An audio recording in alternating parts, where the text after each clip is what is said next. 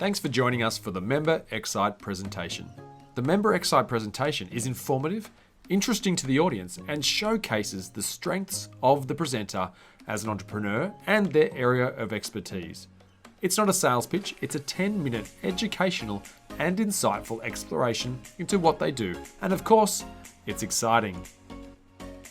Ladies and gentlemen, please welcome our xCite presenter today, Jenny Moutou from Blue Pearl Coaching, to present to us on the parable of the talents reloaded. All of us are born with talents. They are personal opportunities for learning, growth, expansion, freedom and happiness. The parable of the talents reloaded takes you on a quest of personal inquiry. Jenny Moutou works with purpose-driven women who want to live their potential and create inspiring futures so they can have more impact, more income and more influence. She is the creator of the Sassy, Sexy and Successful Network and is currently running healing and transformation programs for GC residents interested in personal growth and increasing personal performance. As a mindset and transformation expert, Jenny combines 22 years of coaching education with shamanic and trauma healing practices to work intuitively with clients for their growth and expansion. Ladies and gentlemen, please put your hands together for Jenny Moutou. Thank you. All right, so I am going to preface what I'm talking about today with that it worked out that there's a few Bible references. I don't mean this to be a biblical conversation, and if you'll be patient and generous with me and you're listening, I'll hopefully give you some insights today in terms of how to think about leadership, I suppose, and the talents that we have. So the first part I wanted to bring up was this notion of the story of the 5 talents. Is everybody familiar with that story? No? All right. So I'm going to just retell it slightly to give you the context. So essentially, it's a story in the Bible where a master is going away from his palace, if you like, and brings together 3 of his servants. So to the first servant, he says, he gives 5 talents to, and back in that day, talents were actually is money. So he gives 5 talents to the first servant, 3 talents to the second one, and 1 talent to the last one. And he goes away. And while he's away, the first servant with the 5 talents invests that money and makes double his money. So he now has 10 talents. The second one does the same, invests the 3 talents and makes double his money. So he now has 6.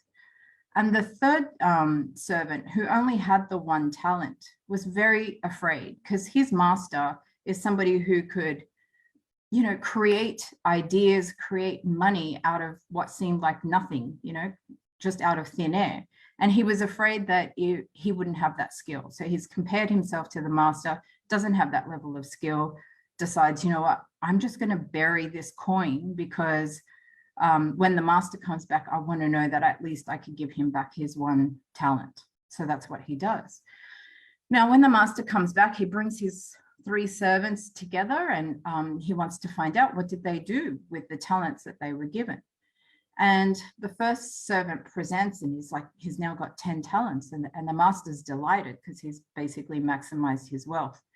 The second one presents and he's got 6 talents, and again the master is really happy because he's also invested and done what he could with the talents that he had.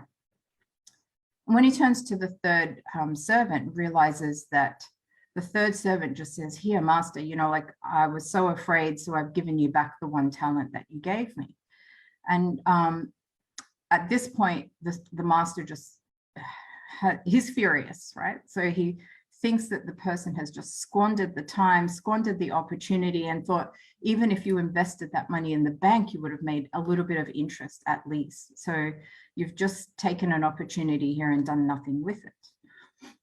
And so then the moral of the story, if you like, is that for everyone who has, more will be given, and he will have an abundance.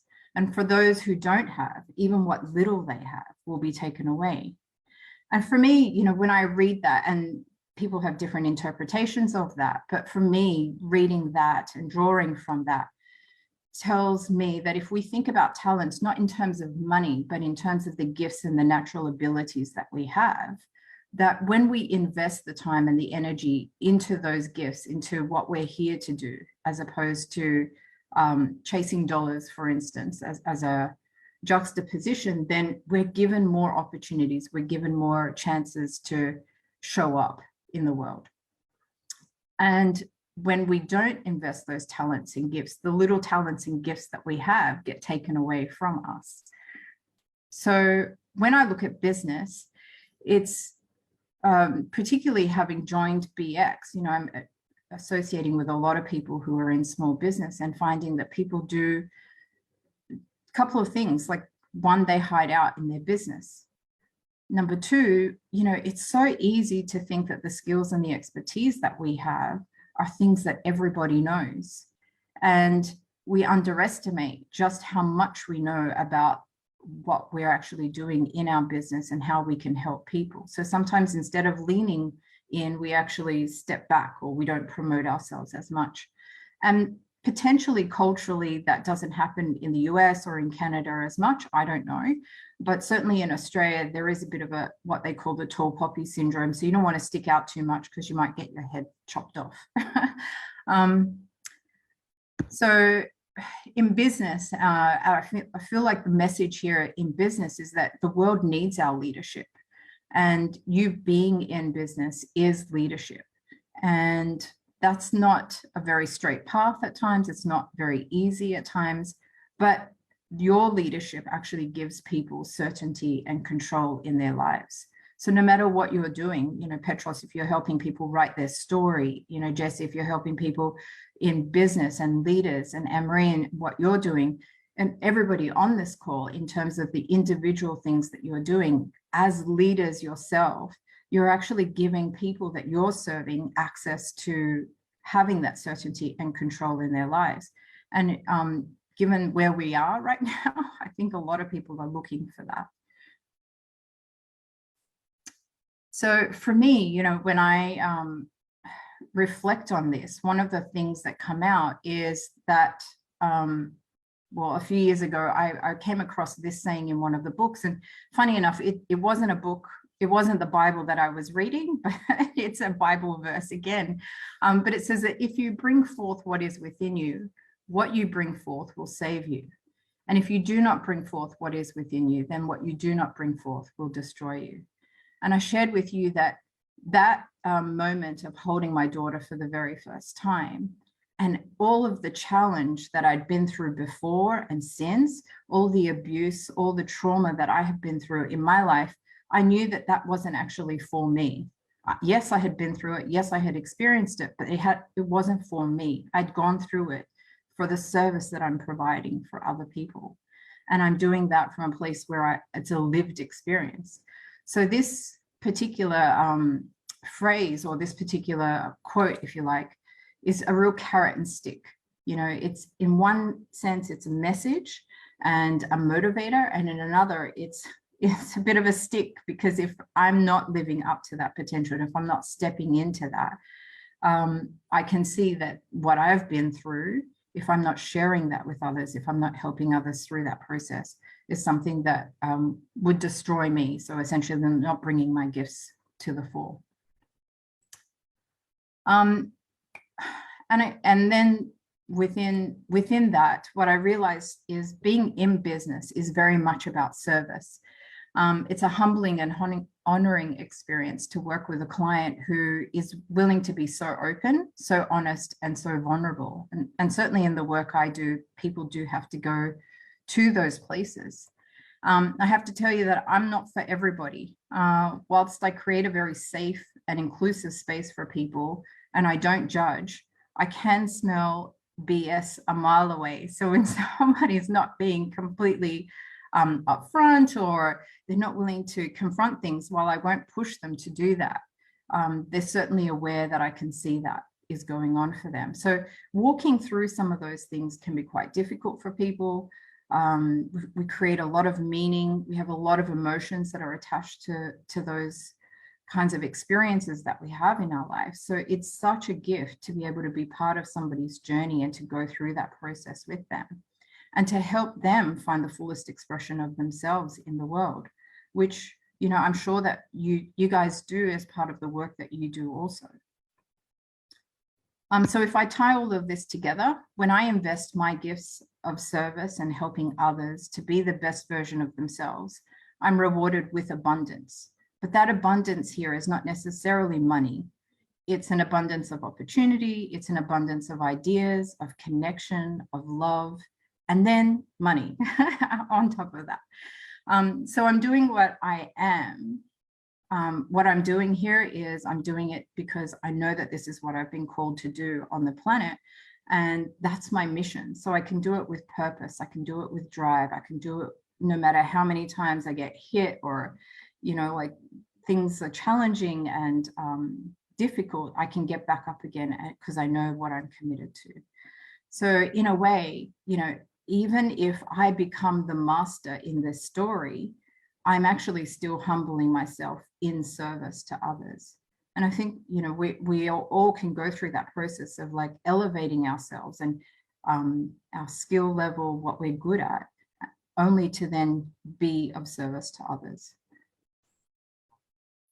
So my one question I'll leave you with today as part of this presentation is, you know, another parable, but even the least among you can do all that I have done and even greater things. It's like when you are living your gifts, when you're living your talents, when you're stepping into that fullness of who you are and living your mission in the world, then you can achieve some great things. And I think BX certainly is a demonstration of that by bringing people together and connecting them to actually have a bigger impact. And now globally, it's quite interesting. It's going to be great to see just how far that impact can go. All right, thank you guys. That's all I have for you today. Well done. Well done. Thank you, Jenny. So team, as I mentioned, you can throw your hand up and wave. If you have a question, you can virtually throw your hand up. If you have a comment on what we've learned today. For me, as you were talking is, do you have any advice? I believe, and I have experienced when I'm on point with the mission, the calling, that I am likely going to face some resistance. Would you, is that normal? And how do you overcome that? Can you want to speak to that a little bit, Jenny? Sure, Scott. Is the resistance inside of you, or is the resistance in your service? That's really cool. What's really cool about that team is she didn't assume anything. She asked for clarity, and the great coaches do that. When we start assuming, oh, I thought you meant this. So for me, the external resistance to breaking through to whatever that calling is, and it manifests in all kinds of different ways. The dog gets sick. Who knows what it's going to be, but I find that stuff starts to happen when we start to move into a new area of calling. Thank you for clarifying.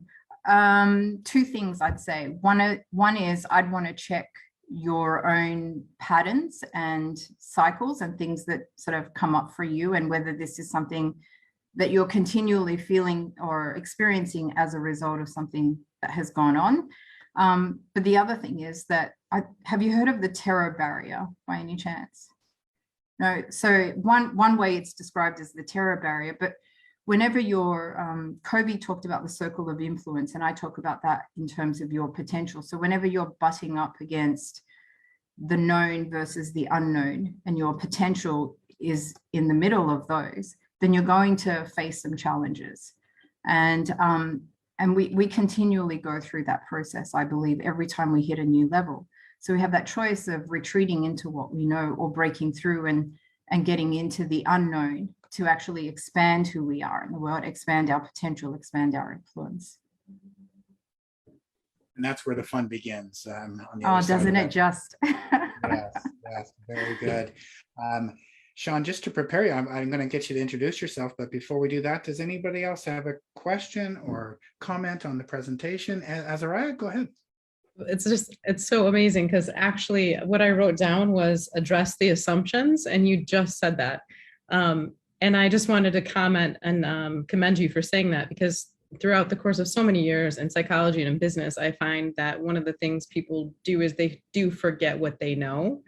So they forget that their base level of knowledge on a certain topic is usually much higher than somebody else's. And so it's always so important to come in and first address the assumptions and even, kind of look at those, the way that people define things are so much different. So I appreciated you saying that, because it's definitely helps in business communication, well, in life communication in general. And then of course you guys just demonstrated that afterwards. So it was perfect.